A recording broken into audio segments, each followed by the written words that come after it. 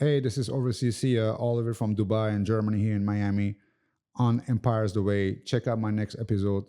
Thanks for having me here. Shout out to my man Steve. Oversea Sia is a globally known celebrity talent agent that has worked with the entertainment industry's biggest names under his company, Heavy Rotation Booking.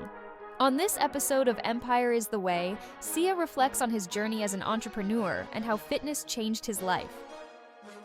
Realistically, I mean, you changed the culture of Germany. 100%. Realistically, 100%. I mean, that's a, Yeah, that's I have a heavy lot of hit. interviews back in the days in those magazines, and they call me Sia, the guy who brings hip hop to Germany. Yeah. That's great. You know, it takes me back to the moment where you said, you know, you only had 5 people come in. Then welcome to another episode here at Empire is the Way. Today I got Sia Agaipour. He is a talent agent. He is an entrepreneur. Some of the biggest names from Pitbull to the rappers started in the 90s. And, you know, we want to take a time to also kind of give a shout out to Fatman Scoop. That's, you know, one of the things that kind of brought us together onto this episode. And thank you, man, for being a part of the... Thanks for having me, man. Absolutely. Shout out to Empire is the Way. Thank you. Absolutely, brother. Thank you so much. So I wanted to talk to you because, again, I've seen you over the years at Elevation. Not too long. I mean, I think we have a very good respect for mutual, you know, friendship. Yes, sir. In some type of way. But Definitely. today I want to kind of get to know you a little bit more in your journey, because it's so awesome that you've been dealing with the DJs in the 90s. You know, I grew up in New York, and you dealt with a lot of them, and you brought them into Germany and then started that whole branching movement. out, yeah. So let's just see where the conversation goes, as far as like, how did you get started in the music industry? Like, how did that kind of come about? I mean, to be honest, that goes way back in Germany. You know, I grew up in Germany, and my friends, they were in fashion. You know, they had a brand called Illmatic Designs, inspired by Nas. Right. So when I was in school, we used to always fly to Las Vegas for the Magic Show. That was the fashion show back in the days. We used to go out there. You know, I used to go to just hang out with my friends. My friends used to go out there and to pick up the new trend and see what's happening. And, you know, during the Magic Show, they used to always throw big events, you know, FUBU, you know, back in the day, used to do big parties.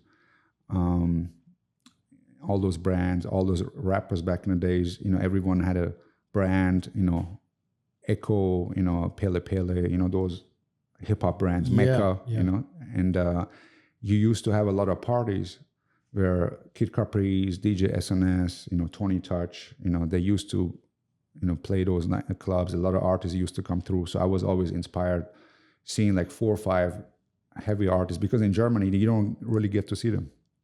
So they used to come out there. And at the time, I was a big mixtape fan. You know, we used to go to New York. I used to go to Canal Street, you know, those mixtape, and collect all the mixtapes. What year was this? That's like 96, 97. 96, 97. Maybe even 95. Yeah.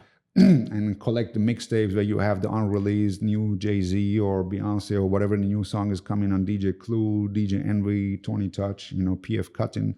You used to have all those new tracks before they even out, you know? So I was a big fan on those mixtapes. How you know what? I used to collect them, you know? Yeah, I remember seeing them. How did they get the music before it came out? You know, the music business was different back in the days. You know, all those artists, they used to give those tracks to major mixtape DJs to put it out there. The labels used to go by the feedback of those DJs and the songs to see even the song is big enough or not to put it out there, you know? And that was the leak back in the days, you know, on purpose. You know, they were coming from the artists and the labels directly to put it on mixtapes to see how they, you know, react, how the market react, and get the buzz, you know? Oh, so it would create the buzz, and if it wasn't enough buzz, you go on to the next project. Yeah, type of like thing? they used to drop remixes or songs or collaboration and see how, you know, how crazy. A lot of artists used to get record deals based on the mixtapes that put out first to create a buzz, you know? Yeah. That's how I get, you know, and not to mention, you know, I grew up in Germany in a city called Heidelberg, and Heidelberg was a big mecca and a big movement of the German hip hop scene. You know, a lot of German groups from that and those in that era, they were from hip hop. So I grew up in Germany, and also, in Germany, you had the headquarters of the U.S. military. A lot of GIs, a lot of soldiers that listened to hip hop were based there, and I used to play basketball with them, and I used to grow up listening to hip hop, Yeah. So, okay. Germany had a hip hop scene even in the 90s? Even in the 90s, yeah. Oh, Germany was one of the biggest hip hop movements in Europe, So and UK and France came after. Who inspired them? Because in the 90s, it was still... It was all, graffiti, breakdancing, that was very big. Hip hop was a community back in the days. Like, the breakdancers, Rocksteady crew, all those guys were connected. They used to have breakdancing competitions and hip hop jams, they used to call it. They had breakdancings, they had graffiti competition going on. And like, if you're a so-called hip hopper from Stuttgart, you would be connected to the guys from Berlin, and it was like a network that people used to connect each other. They used to drive 6-7 hours to different city and just have fun, and there was a close community back in the days, Okay, so cool. You got the hip hop scene late influence, late exactly, 90s, exactly. And then from there, how did you get into, I guess, what happened managing is, like, artists? When I grew up in Heidelberg, I started going to university for medical school, and the university who accepted me was in Berlin, Germany, which was 6 hours away from my hometown. So, during the summer before I go, I decided to do a leaving town party. Just invite like 10, 15 of my close friends and say goodbye to them, because I'm moving to a different city and I might not see them in a minute. So, and I asked one of my friends, DJ Kid Istanbul, to DJ for that particular, party. And I not rented, but there was a bar that we used to go always to hang out. I asked the owner, hey, can I have on the Sunday or on the day that you guys close that back of the bar, because I'm trying to invite my friends. And they say, yeah, of course, yeah, come in. So I invited like 10, 15 friends, and maybe like 50 people showed up. People that I didn't even, word of mouth, people just came to have a nice, good time. My friend was DJing, et cetera, et cetera. And I said, oh, wow, that's cool. And I moved to Berlin, started, going to university. And 6 months later, during my break, I come back to my hometown to visit my family, and I bump into the owner of the place on the street. And he said, hey, when are you going to do your next party? I said, what do you mean next party? He said, man, you seems to be popular. People last time came, you didn't know promotion. You should maybe promote and charge like a couple dollars at the door, make some money. He like convinced me to do another event. And I said, oh, you know what? Why not? I couldn't need the money. So I asked my friend to DJ again. I did like a black and white flyers, start hitting up people, invite them. And I think that, 100 people came, and I made like, a couple $100 a night, like $400 or $500, Deutschmark, back in the days, and different currency. And I said, oh, wow, that's pretty cool, And was it Kid Istanbul again? Or? Yeah, Kid Istanbul. So then when I went back to Berlin, I told myself, that's a pretty cool concept. Let me try to figure out find a place where I can do what I was doing in my hometown in Berlin. And I found, a Tresor, Globus, a Tresor. Tresor was a legendary techno. Techno was really, really big in Berlin. So I met the owner. I said, hey, I'm from Heidelberg. I want to do a little party here. He said, oh, we have a different room back then called Globus inside Tresor. You can throw your parties there once a month, whatever the case might be. So I invite Kid Istanbul from Heidelberg, my homies from Heidelberg. And I told myself, you know what? To make my party to be different, let me bring one of these DJs from New York. And I was very close to Tony Touch, and Tony Touch had put me in touch with DJ Camilo back in the days. Shout out to my man Sab back in the days. So I reached out to Camilo. I had, there was, on the tape was a two-way page number, on the mixtape. You have to two-way page them, and then they page you back, and you call them, and that's how I was communicating with the DJs back in the days. So I brought DJ Camilo because I was trying to make an impact in the scene and make my party different. And, I promote, the hell out of the party. I had posters. I was, on the bike putting posters on the streets and having flyers. There was nothing digital back in the days. Yeah. So that's like, I'm talking about 1999 or 97. Yeah. Even the youth today is not. What do you mean two-way pager? What's that? Exactly. So I'm thinking it's gonna be like 1,000 people will show up, right. And then it's gonna be crazy, etc., etc. So guess how many people showed up to my party? Less than 10. Bro, like maybe 6 people. Me, my graphic designer, the people who helped me out, DJ Kid Istanbul, and Camilo and DJ Utah, back in the days, who was traveling with Camilo. And I was so upset. But it is what it is, you learn. And I had like $2,000 saving back then. My money was gone because, between booking the flights, booking the hotels. Yeah. So, how much was a flight from New York to Germany? It was back then like maybe $600 per person. Yeah. So between paying Camilo and then the flights, my whole like done. My 5-year savings, and I used to work at Foot Locker back in the days. In Germany? In Germany, like before I started going to university. So I was selling shoes in Foot Locker.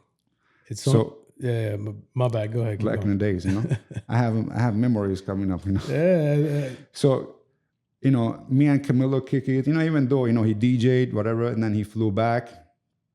And, maybe 1 month or 2 months later, my beeper is beeping, like some number from New York is beeping. So I called the number, and the person picked up the phone and said, Hot 97. I said, somebody peeped me. Who's that? And I said, hold on. And then some guy picked up the phone. He said, oh, this is DJ Cypher Sounds. I said, who? Cypher Sound? Oh, Big Dog Pitbull, Spam Master Flex, Cypher. Yeah. DJ Camilo gave me your number. He told me you're the biggest promoter in Germany. I want to come out there and DJ for your party. Why you don't book me? He said, bro, I had like 5 people at my party. What are you talking about, biggest promoter in Germany? He said, no, but he told me that, it was 5 people in the club and you still paid him. You took him to a restaurant. You took him to the airport. Yeah. So, in New York, when there's 5 people, the promoter disappears. I said, what? He said, you're a good guy. So do another party for me. So it was like encouraging for me, Yeah. So I said, you know what? And then he said, why you want to come to Germany? He said, yeah. He told me like the Mercedes, the taxes are Mercedes-Benzes. I want to come out there because I want to experience Germany. So, he encouraged me to do another party, and I booked him. I booked him in Berlin, Tresor again. And the owner said, you're a good guy. You pay the rent, you pay everything. So I give you another shot. Not knowing this time around when I booked Cypher Sounds, I get a call from Stuttgart and I get a call from Hamburg. They say, oh, you're the same guy who brought Camilo last time. You have Cypher Sounds. How about, could we have him around the same time? So I told myself, oh, why not? So now instead of one party, I have 3 shows or 3 bookings for Cypher Sounds. And I was able to split the flight cost. I was trying to get a better deal from him because now I'm giving him 3 dates. So now the pressure of my party to recoup financially the money is less because now, I'm dividing the cost by 3. So, I'm like more people showed up on my event. And what happened is Cypher Sounds introduced me to Fatman Scoop. And I told him, oh, wow, I know this guy. I know his voice. Mm-hmm. So me and Scoop start talking, and I bring Scoop over to Germany, and that's like 97, 98, around the same time. And next thing you know is, Fatman Scoop, people used to sample his voice in Germany specifically to hype the crowd. He has all these high energy records, and people used to, put his voice all over the place. He had remixes that he would not even though he has a lot of records with AV8 Records. Shout out to DJ Riz. He was surprised and shocked that he has so many records in Germany that everyone really knew his voice like a real artist, and because every other record there was a Fatman Scoop sample on the voice. And I told him, bro, instead of you DJing and hyping the crowd, you might just grab all those records and make a performance. And he said, wow, that's a great idea. So we start doing that. And next thing you know, we were getting calls from all over the place, from different part of the country, different part of nightclubs. They call them discotheques in Germany. And I used to bring him once a month, then every other week, then almost every weekend. And then, from Germany, we could start getting calls from Switzerland, from Austria, from Holland, from other parts of Europe. And, he, to a point where Scoop was telling me, Hot 97 is giving me a hard time because every weekend I'm traveling, So was he working for Hot 97 back then? He was on Hot 97. He was a disc jockey. He was a radio personality.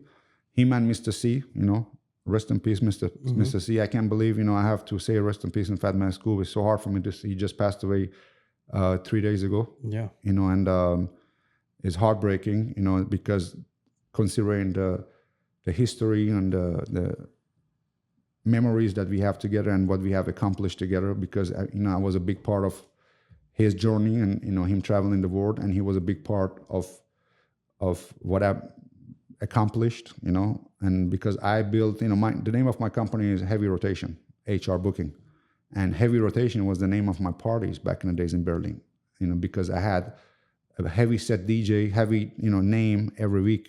That's why the name Heavy Rotation, because all those DJs, they start recommending me to other DJs, like, Scoop introduced me to Mr. C. Mr. C introduced me to Big Cap, rest in peace, Big Cap, PF Cutting, all those mixes, Doo-Wop, all those, legendary DJs. I used to book them to bring them for my own parties. And I used to put them, for 3-4 shows in different part of the country. But with Fatman Scoop, everything took off because he started performing. He started performing those tracks. And, next thing you know, he has a show in UK, he started having a show on MTV, and, we start traveling worldwide, going to Asia, going to China, going to Japan, going to Australia, and my company started making noise. I started doing a lot of after parties for artists when they used to come to Europe. Like, shout out to DJ Green Lantern. He started, coming on tour with Eminem and being Eminem's DJ, and DJ Who Kid start being 50 Cent's DJ. So when they come on tour, they start hitting me up. I know you have a relationship with clubs, so why you just set up after parties for the artists? And I start going on tour with artists and trying to, anytime they come on tour, Busta Rhymes comes on tour, Snoop Dogg comes on tour, and I start doing their after parties with their DJs, and that's how I started. So booking the DJs helped me to get to know the artist. And next thing you know, Splash Festival in Germany, which is one of the biggest festivals in Germany, or Hip Hop Open Festival, shout out to Strache, Shovi, 071 Hip Hop Bureau. They start reaching out to me, we know that you have a relationship with this artist. Can you help us to book the artist? So now, because I created a relationship with the artist, now I'm reaching out to the artist and trying to bring the artist for the festivals in Germany. That's how I start building my company, my booking agency. Yeah. So one lead, doing good business, one booking lead to another booking, one DJ lead to another booking, DJ.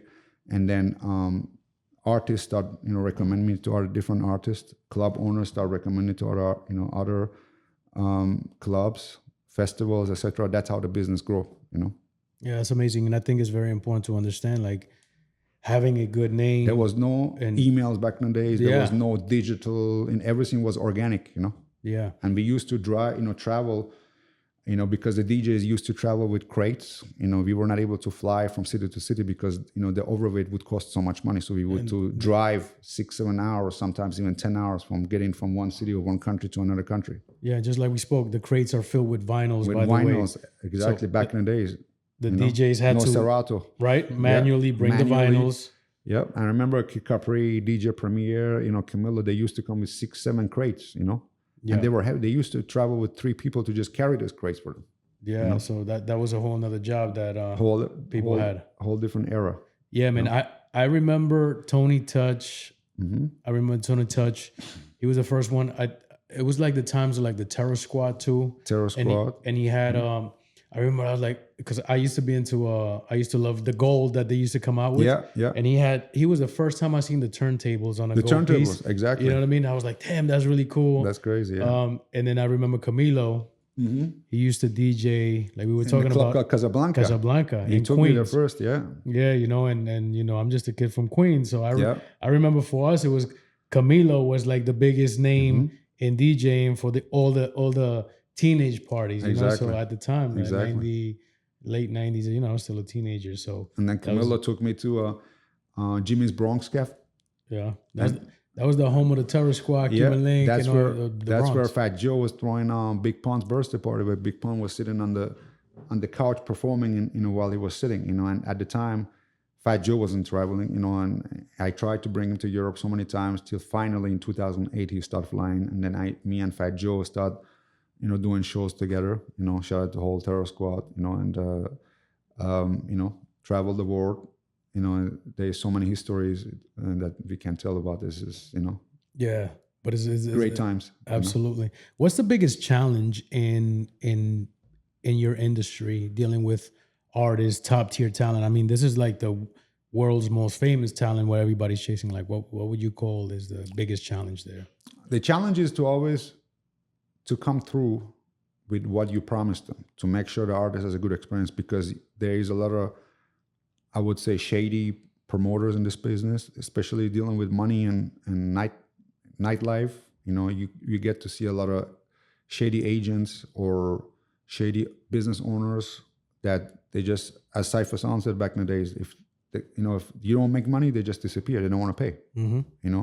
Especially in Africa. There was a legendary promoter in Africa, in Angola, that used to bring a lot of artists. They used to pay him a lot of money. And I remember maybe 15 years ago, I took a lot of artists down there in Angola. And for New Year Eve, I had Ja Rule, I had Fat Joe, I had Rick Ross, I had Fabulous, I had Fatman Scoop, rest in peace. Nina Sky, Emery, all those artists at one place. And that particular promoter ended up not paying anyone. And Busta Rhymes was there as well. And I paid everyone out of my pocket to maintain my relationship with those artists, because everyone came there for me, not for that promoter. Mm-hmm. It took me like years and years to pay back, because I had to borrow money from my parents. All my credit cards were blocked because everyone, was traveling, 10 deep, 11, 2 business class, 3 first class, and all those flights were on my credit card, to fly everyone down there. That promoter he had a falling out with his investor, and then he didn't get the money. He ended up not paying me, not paying the artist as a booking agent. So I made sure, like, this is one of the biggest challenges I ever faced, because I was bankrupt at the time, But for me, my reputation was important to maintain my relationship. And that really put a stamp on my company, because now the artists are, oh, wow, whatever Sia says, it happens, So a lot of those artists vouch for me, recommend me to other artists, especially way back when I started Fatman Scoop, he understood what my business was about. He was a real partner to me. He introduced me to so many different artists back in the days when I didn't have a name, to DMX, to Jadakiss, to Jim Jones, a lot of New York rappers and artists that I was able and fortunate enough to bring them for the very first time to international market. They gave me the name of Oversea Sia, because Camilo gave me the name because I was the guy that taking them overseas for the very first time. So nowadays, everyone goes over internationally, but back in the days, it was not common. People were not living their city. People were not living, people were hardly going to different states, Yeah. When I met Pitbull for the first time, actually Camilo introduced me to Pitbull in 2006, 2005. He didn't even have a passport. I had to really, keep pushing. I keep trying to convince them, you got to come internationally. You got to see what's going on. And, when he eventually came to Europe, it was a blessing for both of us, because he understood the global sound. He was very smart. He was a great businessman, and he grabbed a lot of songs that were on radio stations in France or in Germany or in Belgium, wherever we were going. He was listening. He was very smart. He'd listen to radio stations, to biggest songs out there. He would come back to Miami and do his own version. And the song is an instant hit because, it's already big out there, but now it's also big in the U.S. Camilo was here in Miami when you met Pitbull? No, in New York. Or New York? You met him there? He in one of his first restaurant, Blends, in New York, he set up the meeting, introduced me to Pitbull. And that's when I was in New York at the time, because I moved to New York in 2004, 2005 to be closer to the artist, to understand and get to know the artist. And my whole goal was to discover the artists before they are big and bring them to international market and grow with them, Yeah. That's what I did with many artists, Little John, a lot of artists from Atlanta when the South really become big, Little John, Bone Crusher, and David Banner, Yin Yang Twins, a lot of artists, back in the days, from Atlanta. Would you say you are partly or maybe wholly responsible for bringing in that talent to Germany?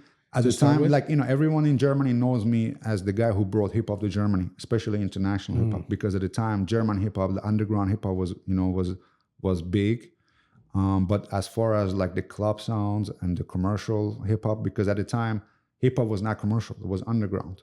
The first tours that I did was with De La Soul, Gangster, shout out to Guru, DJ Premier, Das FX, Redman, Method Man, Exhibit, They used to all come and tour Europe, and Germany was the biggest hub at the time.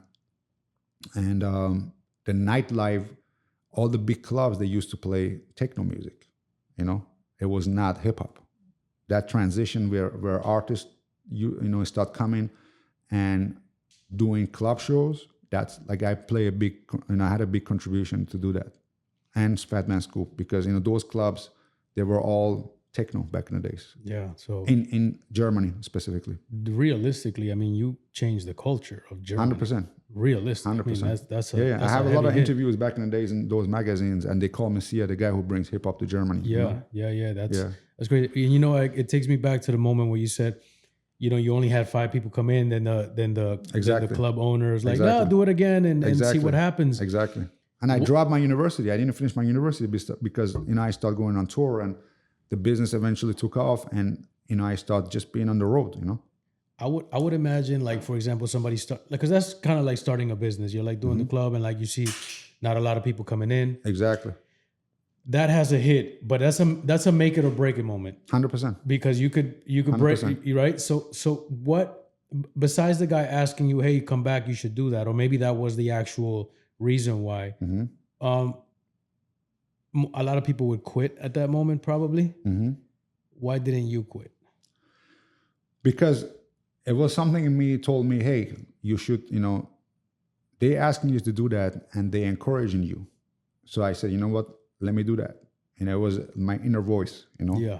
And then also the encouragement from the people that, and I like to always give credit to those who contribute to that. And, once again, shout out to Fatman Scoop, shout out to Camilo, shout out to those guys that really know my background and had a big contribution in where I am right now, Yeah, no, absolutely. And then going from that, you grow, and then you have the bankruptcy situation. But I was done, but my reputation was, more important than money, because money comes and go, right? Yeah. My reputation and my relationship with artists was because the artists are looking at me. They were calling me, see what happened with our money? What happened? Like, we came out there all the way to Angola, because back in the days, people were not going to Africa. So, and I remember,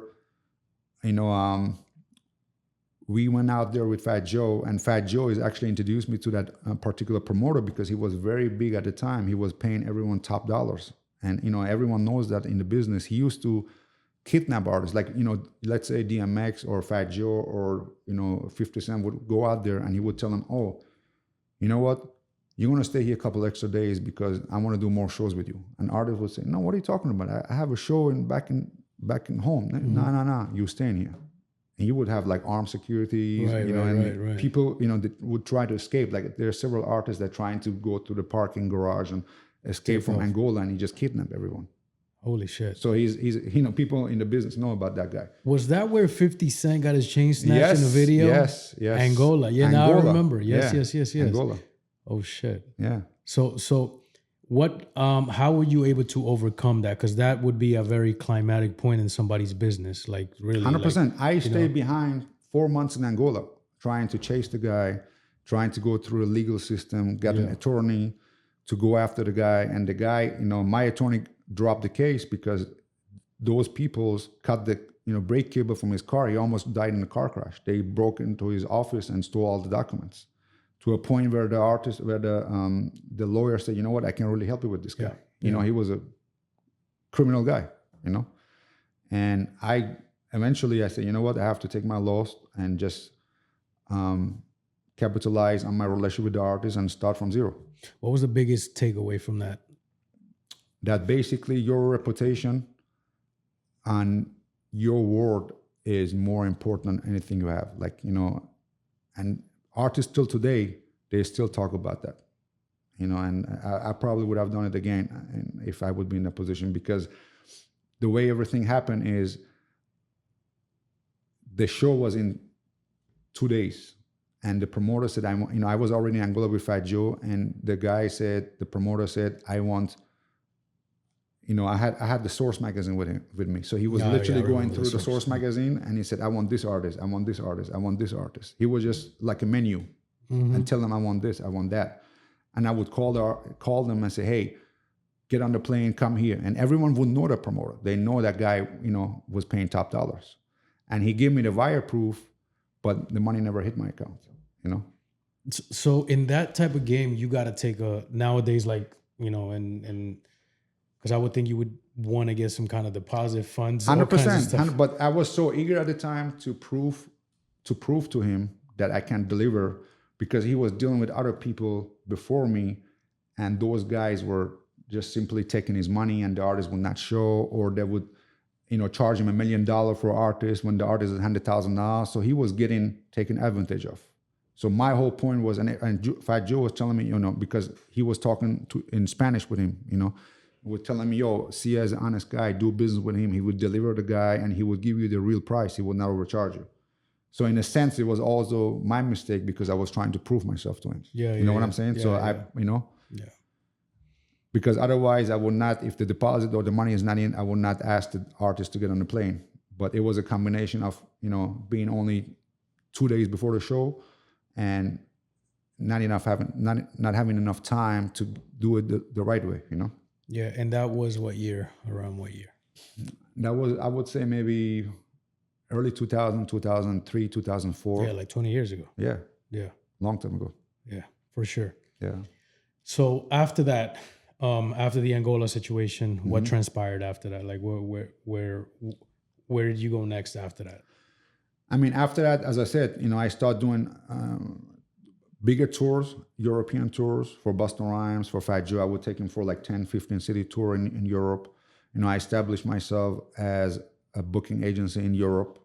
And then I started getting calls from other part of the world. Worked with Pitbull in 2010, where I got involved with Miami nightlife. You know, I got involved with Club Amnesia. You know, shout out to Boodoo Family and Bob Sinclair. You know, and they gave me the chance to be proactive in the Miami nightlife. You know, coming from Germany, I had no idea what's really happening in Miami, and we start putting a night together called Prestige Sundays in 2011 in Amnesia, and that was Rick Ross' birthday party, hosted by Diddy and performance by DJ Khaled and Deluxe and French Montana. A lot of artists came through and performed at that night. And that night is legendary. You can still Google it, Prestige Sundays at Amnesia. And that's before Amnesia became Story. And Story came and, you know, took over the club. And I started doing my Prestige Sundays at a club called Bamboo on 5th and between 5th and 6th in Washington. And we make a big impact in the Miami nightlife. And I got to know a lot of artists at the time. You know, we had residencies for Trey Songz, for Mick Mills, and we hosted a Miami Heat championship party with LeBron and D-Wade and Chris Bosh 2 times. And that really put me on the map in the Miami nightlife.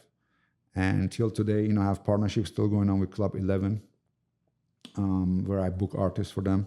And, you know, in 2014, we closed Club Bamboo, and I moved to Dubai, you know, because I was getting a lot of calls from that part of the world. And I started doing what I was doing here in the US and in Miami with nightlife. I transformed everything into the Dubai market. And the Dubai market opened the doors for me to Saudi Arabia. And those markets are, you know, 2 of the biggest markets worldwide as far as booking US artists. Yeah, events. It's huge, right? Exactly. We were talking about the culture there likes to consume like the American hip hop culture, so to speak, Correct. right? Correct. Does that affect, like, because you know the culture? The one thing is the culture, but the hip hop culture is so different. Do they just enjoy the music, or they also kind of? Is it just like, oh, we kind of like the American lifestyle kind of thing? I mean, what is it that when they're it comes consuming to the hip most? hop, they like the hip hop lifestyle. They like the hip hop, like the gangster hip hop. Yeah. You know, the young generation out there, they admire that. You know, they imitate that.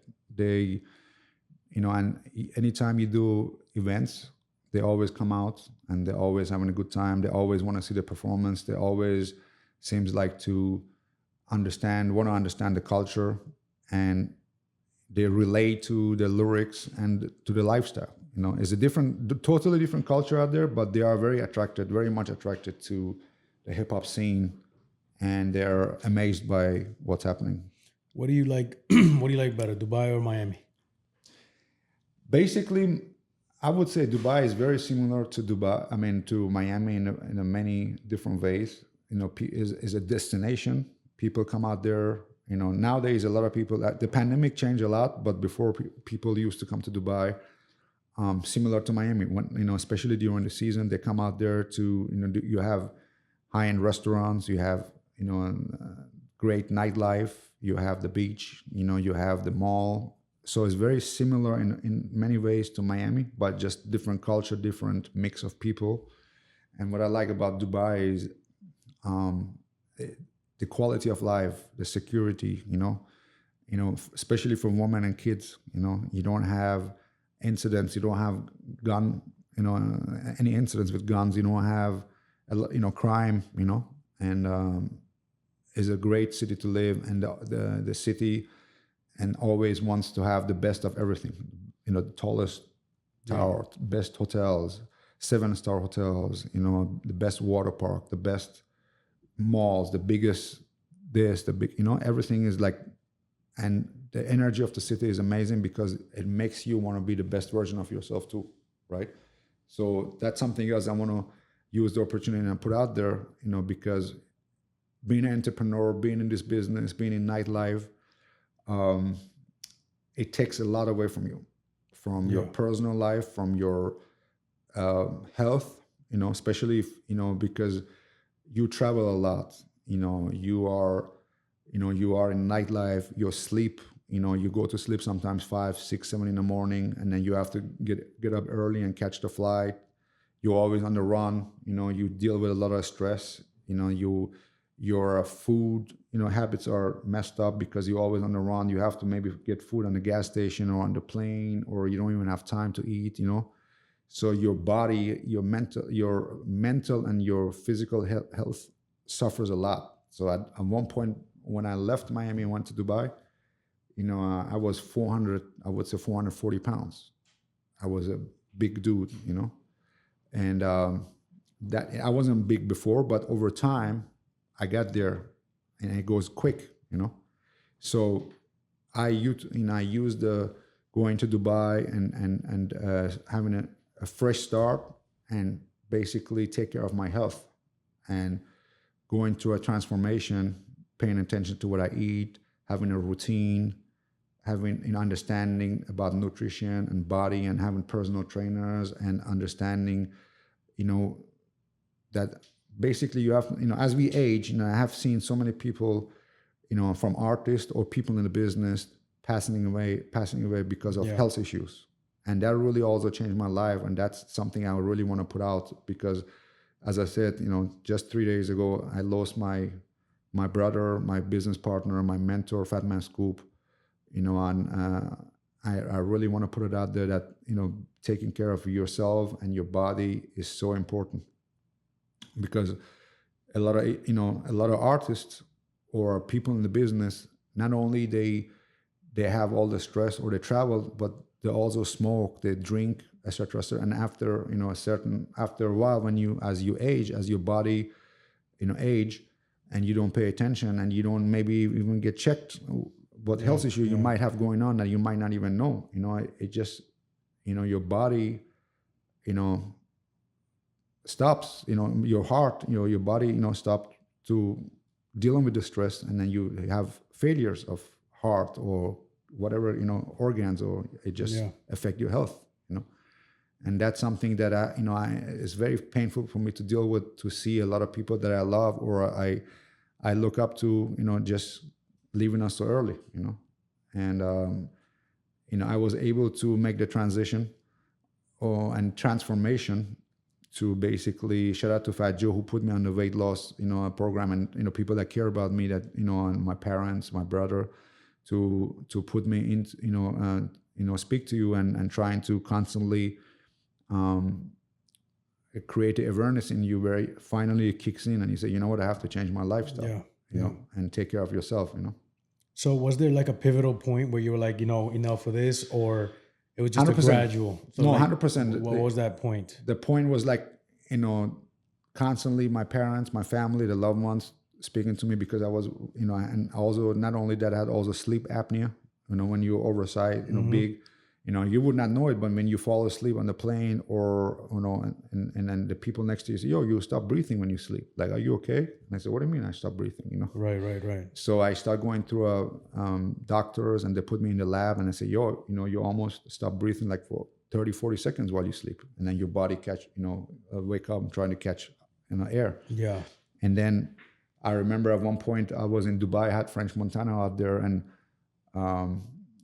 one of the sheikhs gave us a private helicopter to travel, and then French Montana took a picture with me and French, etc. And then he posted on his Instagram, and I remember the comments. People were going nuts. People were telling French, yo, French, don't get on the helicopter with this big dude. He's going to crash. You're going to die. Right. And people would say, Big Pun is back, And I said, oh, man, I have to do something.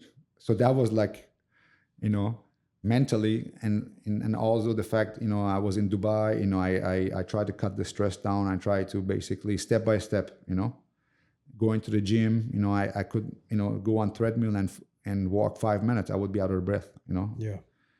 And gradually, and I make a lot of new friends in gym, like trainers, people with that would basically encourage you, and over time, and once you start seeing results, when you start losing weight little by little, you see the results. And when you're a big dude, it goes fast, You lose weight, your weight loss process. If you stick in, I start eating, cutting down carbs, and drink a lot water, and have grilled food and vegetables, and you see results almost every week. And it was encouraging, and I want to see more results. And then you challenge yourself and you stick to it, and then amazing stuff happens, and you get compliments from other people that just motivate you more. And then you start motivating other people that, used to be like you, and they say, oh, what are you doing? And you're trying to basically relay the message to them. And that's a great feeling, where you can help other people as well, and you start posting and stuff on Instagram, and people say, oh man, you're inspiring us, Yeah. So that's a great feeling, Yeah, man. And that's the other thing too. Like, we've seen each other in the gym, and one thing I could say about, I've always seen you consistent. Yeah. Consistent. Yeah. And I, from the sidelines, I've seen the journey as well too. Yeah. So, congratulations on Thank that. you, I commend you that. on that. There's a lot Appreciate of respect, and you look great, man. So that's really, really good. Thank you. So you're at that point, cool. You get that like moment of like, okay, things got to change, right? Mm-hmm. If you were to tell somebody, for example, who is at that point right now, or is in that journey, and they're like, kind of like almost ready to quit. Yeah. What's the way to start? Would you say is nutrition? Would you say is gym? Would you say is cut out carbs? I mean, what do you think is the most important thing at that point? Like many other guys or people, I try to go the shortcut. I try to make a lipo operation. I try to. You try to go that I did route. that, right, because I felt like, I want to see results overnight. Yeah. I had, but I faced the yo-yo effect. They call it, like you lose 15 pounds, 20 pounds, and my old clothes fits again. I feel great, and I go back to my old habits. Mm-hmm. And then the 15 pounds you lost, you gain 30 pounds back. So you have to. There is no no shortcut, no scripts, no shortcut. You have to understand yourself, and you have to be honest with yourself. You have to understand where is your problem. Some people have depression. Some people have other issues to deal with. You have to fight. You have to be honest with you and go deep down in yourself and understand what is the reason. Some people might have genetic problems. Some people might have hormone issues. You have to understand so what works for me might not work for you. Mm-hmm. But what I can, the message that I want to relay is you have to understand, and you have to find a motivation for yourself. Some people, want to live healthy for their loved ones. Some people might want to look great because they want to impress other people. Some people want to, be healthy because they want to live longer. You have to understand and be honest with yourself, and because you have to be consistent. You have to change from the bottom. You have to find a reason and stick to a plan that works for you. Like, motivate yourself, because you don't want to go to the gym or change your lifestyle just for 1 month or 2 weeks and go back to your old habits. Yeah. There is no shortcuts. You have to be mentally strong about it and find something that motivates you, to be consistent, because results come over time. It doesn't happen overnight, and that's, what I can give as an advice to other people. Like, find, like, for me, is like always trying to diverse the pain or the stress into gym. Like, that works for me, but that might not work for you. You know what I'm saying? So I always trying to be in my zone and trying to rechannel what bothers me or I'm trying to, because you need energy, you need something to push you, So I use the pain or whatever happened in my life that bothers me. I go mentally back to that time, and I use that energy to keep pushing me forward. You know what I'm saying? Yeah. So I transform as a fuel. Yeah. Exactly. So everyone might need a different fuel, because if you are a fuel, you don't have no motivation. You feel sluggish. You feel like you don't want to go to the gym. You come with excuses. You need that fuel. That's so important to have. And I always trying to surround myself with people that I look up to. So, wow, how I can only do like 20 minutes of, Stepmaster. How can this guy do 1 hour? How can this guy sweat like this? Like, I go and I always trying to pick up, I observe other people and trying to be, oh man, I'm trying to be like, he does like, this push-up or this workout. How can I improve myself? I try to always improve. I always trying to surround myself with people that are better than me, because I trying to learn from them. Yeah. I'm trying to understand, and what's your, what motivates you? What pushes you to the limit? I always trying to learn, that works for me. Yeah. And I always trying to be the same for other people. Let's say, hey, when I do this, like, I'm trying to outwork other people. You know what I'm saying? In business and in personal or in gym. That's, I have this in me. Like, I want it to be the best. I want it to be better. I want to, if I see someone, I want to be better than him. That's something that always I challenge myself. You know what I'm saying? So that's something that works for me. Yeah. But, Yeah. And I think there's a very healthy ambition to that. Like, obviously you're in a competition with yourself, but you're using outside, 100%. You're using outside motivation to get to that point. 100%. How do you balance keeping a healthy ambition? Because you know how some people say, oh, ambition is starting to be a really bad thing certain ways. So how do you keep that, level of, like, I would say a healthy ambition, because you're a very grounded person. You know what I mean? So how do you reach that? Well, that's something that I would say I'm still working on it, because that's an ongoing matter, because, you have to put always stuff in perspective. And you have to always find a balance in your life. And this is a challenge that I still, face, because, you have to find a challenge between your business, your personal life, and your health. Because at the end of the day, your body and your physical appearance is a reflection of your mental health. And I always like to, work on myself.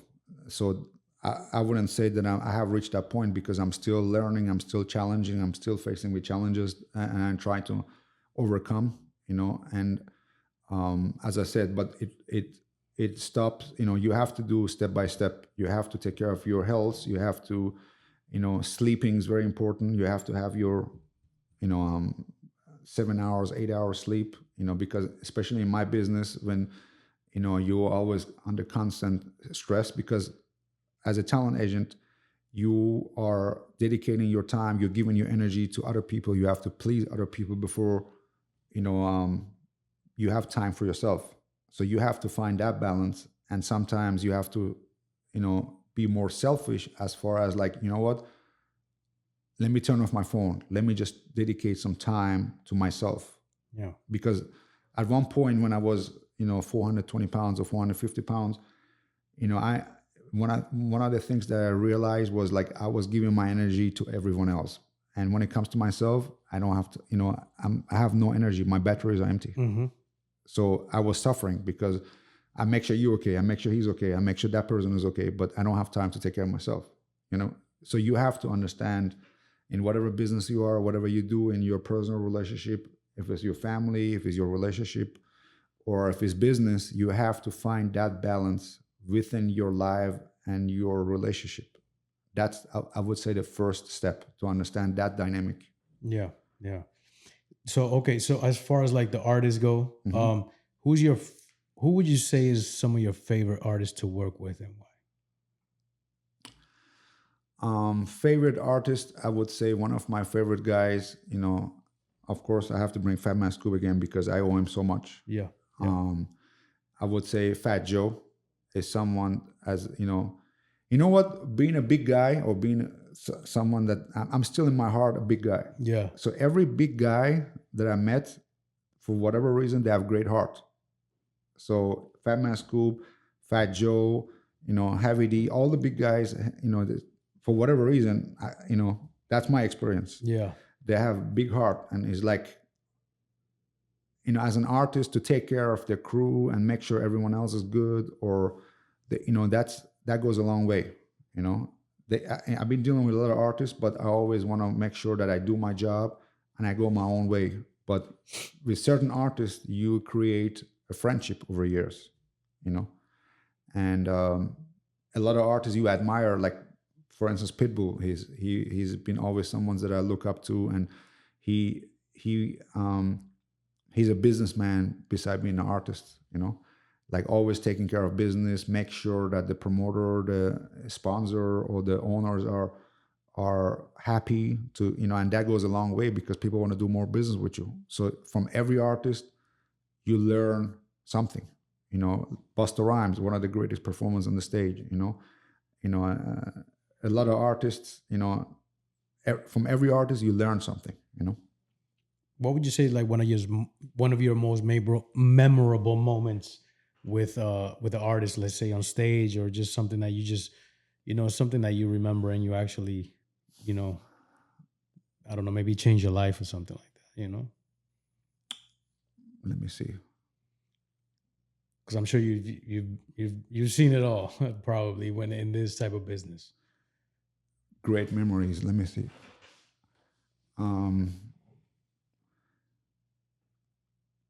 Let me come back to this because I have so much. I have something like, when you're in this business, like every memory is unique and in a way with different artists. So I remember what, I have to bring Fat Joe again because when he started flying, he was very afraid of getting on small planes. So I remember one time we came to Germany, and I grew up in Germany. We have Autobahn, which is the highway, where you have no speed limit. And it was snow. I know the roads in Germany, like because I grew up there, so I know it like my back of the hand, right?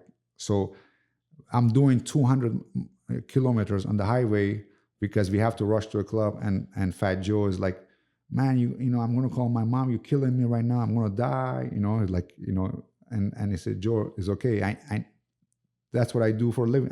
I know the streets. Don't worry about it. So we have to get to the show because we had two shows on the same night. We go into the highway, and then he gets there and he performs. He said, man, you almost killed. And then we talk about it and we laugh. So I have a lot of memories with so many different artists. No, I bet there's a ton. Tons of memories. Yeah, and they always keep coming up. Yeah. When you've been around so many artists and so many like influential people in the world, do you get numb to that, or is it just like, oh, this is just another? Because I'm putting myself in the shoes of somebody who's never met somebody probably famous or stuff like that. So is that something you still? Is it like, damn, I want to meet these people, or it's kind of like you become numb. You become numb. It just becomes a job, because you've been there before, you have done this before. It just becomes numb, and at the beginning you excited to travel out to these places, but now it just becomes a routine, like the 15-hour flights. People say, oh, you be on the flight for 15 hours. You just, that's like normal, because you have done it so many times. You have done it so many times, and here and there you get excited because you work with a new artist you never worked before. But at the end of the day, it just becomes, a business, a routine. Yeah. So how do you find something like, for example, adventure in it, or because this is something that you're doing obviously for more than 25 years. So for you to continue doing it and have fun in it, how do you find that drive?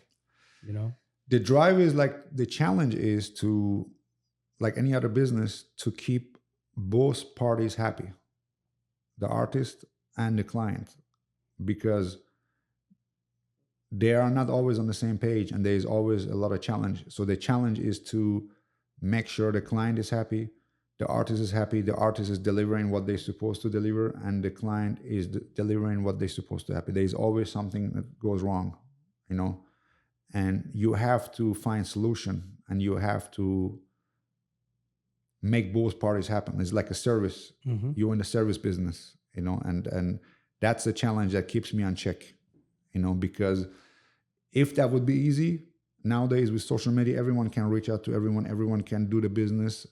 But the challenge is always to be that missing link and to they get the 5-star, like 5-star report or whatever you want to call it, like the satisfaction that everyone is happy to say, oh, you know what, you did a great job. Like the artist was in a good mood, and which is not guaranteed, because you don't know, by the time the artist travels around the globe and get there, and maybe the transportation is not right, maybe the hotel is not right, maybe something is off that pisses him off, and that triggers down to the show, and then he's not in a good mood for the show. You know what I'm saying? So you have to pay attention to all these details that might not be significant for someone else, but the experience kicks in and you understand, you pay attention to those little details, and by the time the artist gets there, he's in a good mood, he makes it, he over delivers, he makes the performance nice, he puts the energy there, he's rested. And then, the domino effect is that the club or the festival or the private event is happy and say, oh, wow, that was a great experience. Let me do more business. Mm-hmm. So that's putting the details and the experience, right.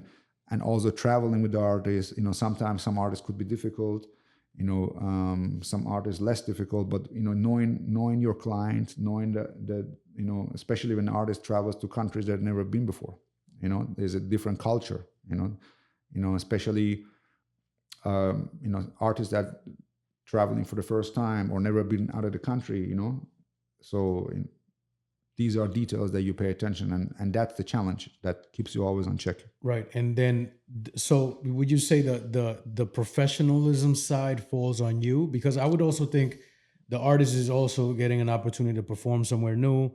It's in their best interest to be professional, but they're also an artist. Technically, yes.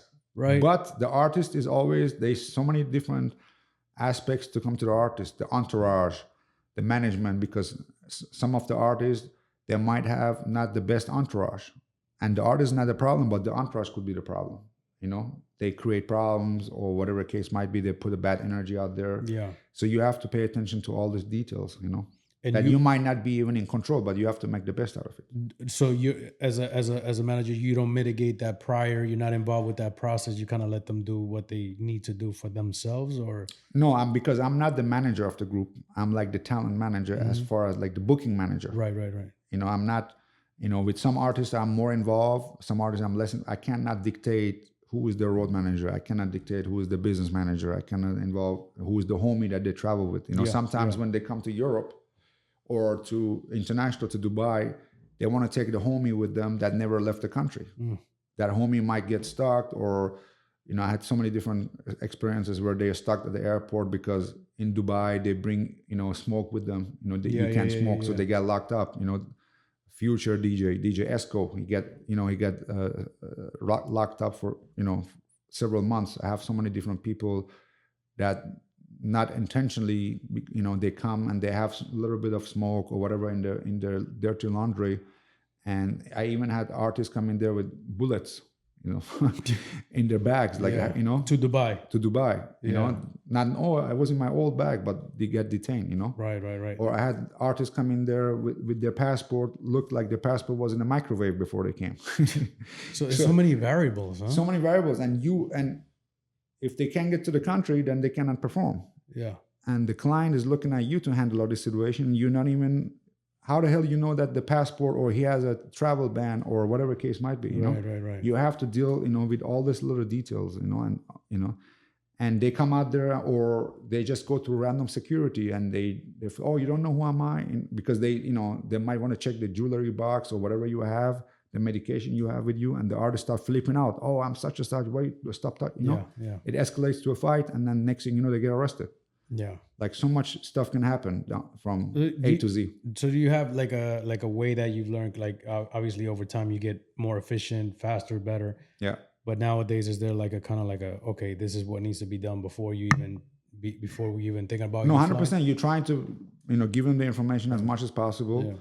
Yeah. And hey, be aware they might want to check your jewelry. Make sure you don't take any medication or anything that might be legal in the U.S. but is not illegal in other countries, considered not legal in other countries, in Asia or in Dubai or in Islamic countries. Or female artists or the dancers to dress certain way, to not say certain stuff on the stage, or not take your shirt off, or whatever the case might be, to not create any problems that could affect the business. So you have to protect the business. And there's always, as I said, there's always stuff happens that you never experienced before. Even I'm doing this for 25, 26 years. You would be surprised stuff that happens, and you say, wow, I never had this before. I believe that. And I think every day is a learning experience from 100%. All types of ways, Yeah. But your experience helps you to prevent or manage the situation as they happen. Yeah. Yeah. Absolutely. What does success mean to you? Success means to me, like, when I feel like I'm doing what I do better than everyone else, and I'm doing this to a satisfaction that makes me happy, to have happy artists and happy clients that they say, wow, you did a great job. You went way and beyond to get this done, because that's my passion. That's my driving force, and that helps me to always to continue doing this, and put extra work and extra hours, even if I don't have to. Is like getting recommended, like people telling you, oh, wow, you made a great deal for me happen, or thank you for coming through. My previous agent was not able to deliver that. And as an entrepreneur, like, so obviously you're an entrepreneur, you're a business owner. What would you say is the biggest challenge? For example, somebody who wants to, I want to be an entrepreneur. I see everybody coming up. Is that something that you would recommend to somebody who's just getting, their foot in the door in any type of business, entrepreneurship? Is that something you recommend? 100%. Like, there will be challenges. There will be sacrifices. You have to really want that. You cannot shy away, because if you stop, you give up, and that's it. Someone else will outdo you. So you have to have the passion, and you have to have the driving force to come through and to overcome the challenges, and challenges could be human resources, having the right people around you. There is days that you feel betrayed because people that you feel like you can trust, they betrayed you, or artists, might, go to someone else, and whatever the case might be, you have to always overcome, and you have to always believe in the people who believe in you and invest time in them and grow your business healthy. And as I said, it takes time. Nothing happens overnight. There is no shortcuts. And as far as the fitness journey, like what is your goal with that? What are you trying to As far as fitness journey, I definitely, want to create more awareness, and I'm actually working on potential documentary on relaying and preaching for the health and being self-awareness of what you're going through, of your physical appearance and your health, especially in this business, and being entrepreneur or in entertainment business specifically. And I'm trying to really create awareness and put the message out there that, you have to take care of yourself, your body, and your health. And no matter how wealthy you are, how famous you are, you have to take your because your body, that's, the house you live in. You have to take care of your house, and make sure you are healthy. Because no matter how successful you are, how much money you have, your body can stop at any given day if you don't take care of yourself. That's so important. Yeah, and I mean, kings have been buried with treasure and all types of things, and the treasure's still there, but the health was not, I guess. So at the end of the day, exactly, health is wealth, no? Exactly, especially in this field, in entertainment. And as I mentioned before, the stress, the traveling, the smoking or drinking, whatever the case might be, that your body, it will catch up eventually. And as far as like people reaching out to you, catching up, like where can they find you on social media? How may they be able to contact you? My social media is Oversea Sia. That's the nickname that I was given to a long time ago. And I'm on Instagram. I always trying to post my gym workout, or at least, and also I promote healthy eating habits. I try to post like let me tell you something, man. Like growing up in Europe, when you come to US, living in US and traveling in US, I always noticed like the quality of food is not what should be. As far as like the meat has so much hormones. The food is so fake, sometimes it feels like, especially fast food, it's like, it's terrible. Like, and I feel like the society or the culture doesn't care, because they purposely want you, be obese to be on medication. It's like the system is programmed like that, and unfortunately to say that, but when you come from abroad, you clearly see that, because even in US, when I was big, I didn't really feel big, because you always see people around you, they are bigger than you, and you feel like, oh, I'm 400, but look at this guy, he's 500, so I'm still skinny. Anytime I used to travel abroad, people, I used to, when I sit on a plane, I used to need like 2 seatbelts to be able to have the seatbelt, when I look at those times, it's scary moments, Yeah. And in a sense, the society, on this side of the world, they don't really promote the healthy lifestyle. They don't really, you have, you can easily go and buy 5, 6 XL t-shirts, big pants, everything you have in a big store, the access to big clothes. In Europe or in Dubai, you can't even get that, So, at the end of the day, I understand, and that's not an excuse. It comes down to you. But that's something that I always notice traveling and living on this side of the country. I notice always, hey, you have to even be more cautious and take care of yourself, because, and make the right choices for food and what you put in your body. That's so important. The nutrition and the, healthy food, that affects your health so much. Absolutely. What would that be the advice you give to the community, or is there something else that you would say, or you want to take this moment also to kind of share with? Definitely. Like the message I want to relay, especially after the passing away from my dear friend, is just take care of your health. Go get checked. make sure you have a doctor that you always get checked routines, and have a healthy lifestyle, trying to reduce stress as much as you can, and take care of yourself. Take the time and take care of your body, of your well-being, and show love to people. Show you love, because you never know when is the last time you might see them. I'm just really heartbroken right now because of as I said, what happened to Fatman Scoop. But this, and I always trying to understand what's the message, because what's happened. Everything happens in life. There is a bigger meaning to it, and I'm trying to understand those messages and trying to implement that in my life and the people around me. Yeah, absolutely. I can't wait to see what the documentary that you're working on is going to be about. It's been a pleasure having you here. No, I appreciate it, man. Thanks for having me. For sure, 100%. Thanks for the opportunity, man. Thank you. And again, the condolences to Fatman Scoop. I know you were very tight with him, and Thank you.